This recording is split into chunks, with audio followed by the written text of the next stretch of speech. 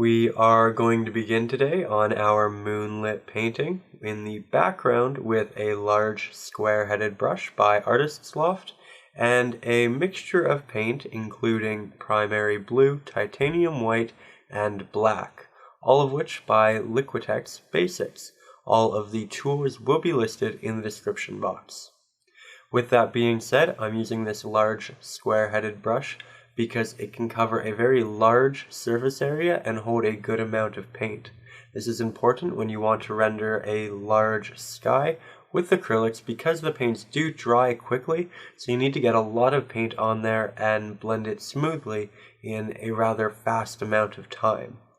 So once I have that applied and fairly smooth, I'm going to go down to the stream or river here at the bottom of the painting.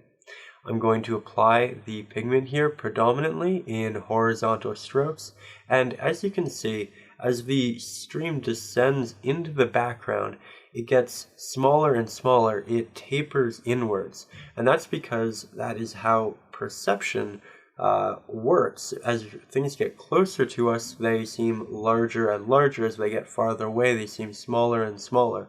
So it's important to have your stream kind of taper in that manner. I also have it jetting to the right and left just to add some extra interest and intricacy. Then I'm taking some additional titanium white and primary blue, adding it to the top center of our sky where our moon is eventually going to be. Left a very subtle effect, but subtlety in painting can really do a lot and add up. So with that being said, I'm now taking a medium-sized square-headed brush and beginning to implement some mountains in the background. Now these don't have a lot of detail and they don't have a lot of color because I don't want them distracting from anything in our foreground. Generally you want to simplify your background so that your foreground can really stand out so that it doesn't steal the eye or attention. And with that in mind, I applied it that way. None of the mountains are the exact same size or shape. It's important to ensure that they are inconsistent in a way because nature is always rendering things in different ways. It's not man-made. It's not like every building is going to look the same. So with that being said, I'm now creating a little tree line with a darker version of that same color. I'm using a square-headed brush and doing a tapping effect to ensure that I get this litany of different little implications of trees in the background.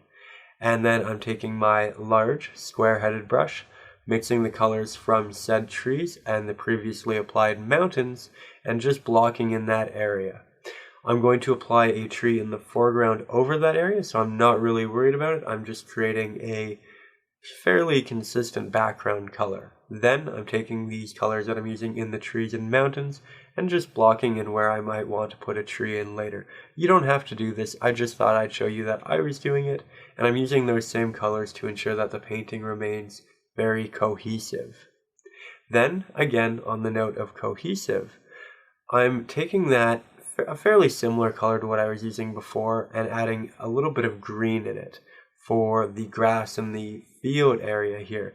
It's very dark, so you want it to be desaturated, but really the mixture of paint here is a good amount of black, a tiny bit of white to desaturate it, then a mixture of primary blue and primary yellow, which make a green.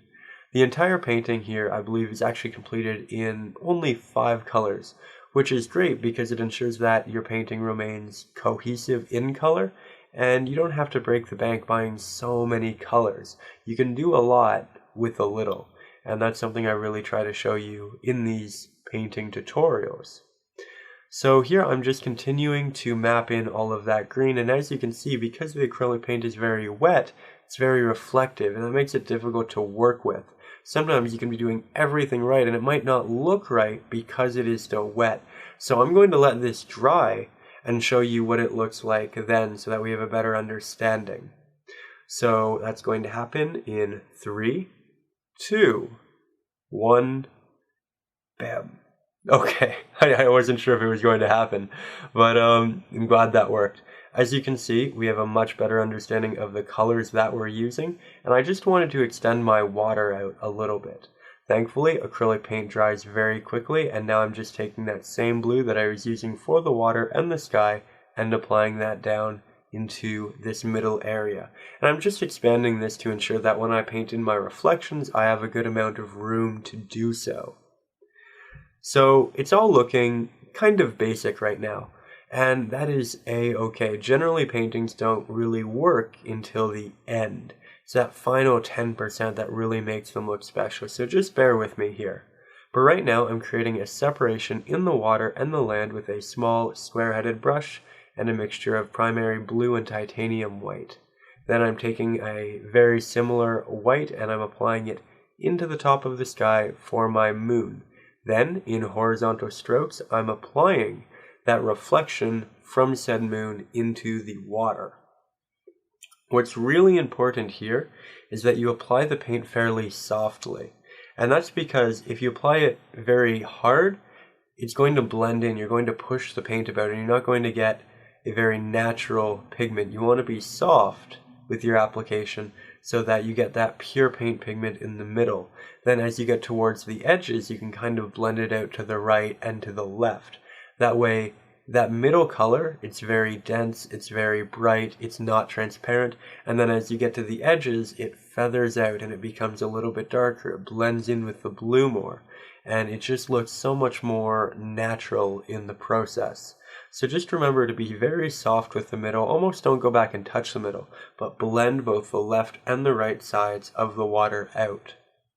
Then I'm going to take another very small square-headed brush and begin to map in a couple of trees in the foreground.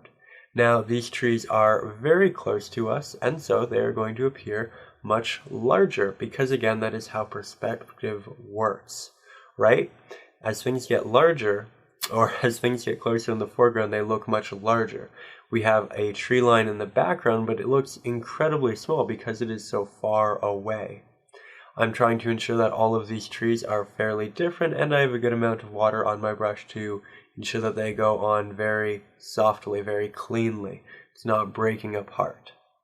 Then I'm taking a very old square-headed brush. The bristles kind of leaf off in varying directions to create inconsistency, and with a tapping motion I'm applying a litany of leaves. Now these are implied, and it's just a very quick way of getting on a lot of detail. And it's ensuring that each patch of cluster of leaves looks very different from the one next to it. I'm slightly rotating my brush as I'm moving it in the air to the next area to ensure that there is this different intricacy, and it's just a very quick, efficient way of rendering just a plethora of foliage in your painting. You can also use a lot of additional paint there because it's in the foreground, and you can get some extra texture there. It's great for adding additional detail and depth in your painting. Then I'm making the top right corner a little bit darker just to create a little bit of a vignette and draw the eye into the middle of the painting where you want the viewer's eye. Again, great for depth, great for all of that. From there, I'm going to take a very small liner brush and or round-headed brush, and using some titanium white, some primary yellow, and some primary red, I'm going to apply a good number of dots, squares, rectangles, all of the above, and create this really nice warm city in the background, this beautiful inviting light. The idea that you can kind of canoe down this river here and end up there.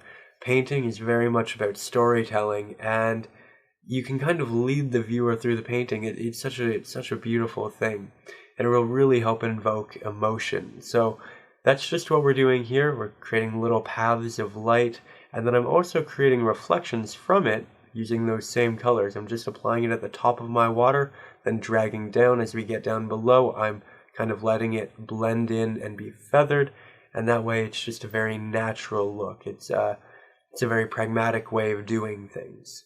So from there, we go back to a very cathartic way of applying paint, and that is just with an old square-headed brush, again doing more of a tapping motion in the trees. This is with a brighter green, and I'm only applying this to the edges of the trees that are going to be adopting light. This is going to make the trees look more three-dimensional, less cartoon-like, and it's going to ensure that we have more depth in our painting. If you want to render depth with something, again, you have a dark area, you have a medium color, you have a light color, and you have all of these ranges in between. But you essentially want a dark side and a light side, and preferably a transitionary area as well. So then I'm also going to take that same color and apply some foliage in the foreground as well, and on where we have our field and our grass. But I'm not doing it on the edges, I'm only doing it yet again where the light is hitting it, where the moon can touch it, where the light from the trees can reflect off onto it, where the light from the water can reflect off onto it. Remember that light is very reflective, color is very reflective. So if it's a very blue sky, our mountains are going to have blue in them, our trees probably going to have blue in them. It's about creating something very cohesive, something that fits together. So here I'm just adding some final little details to our painting in that same tapping motion. And really, there we have it. There is our final 10-minute painting.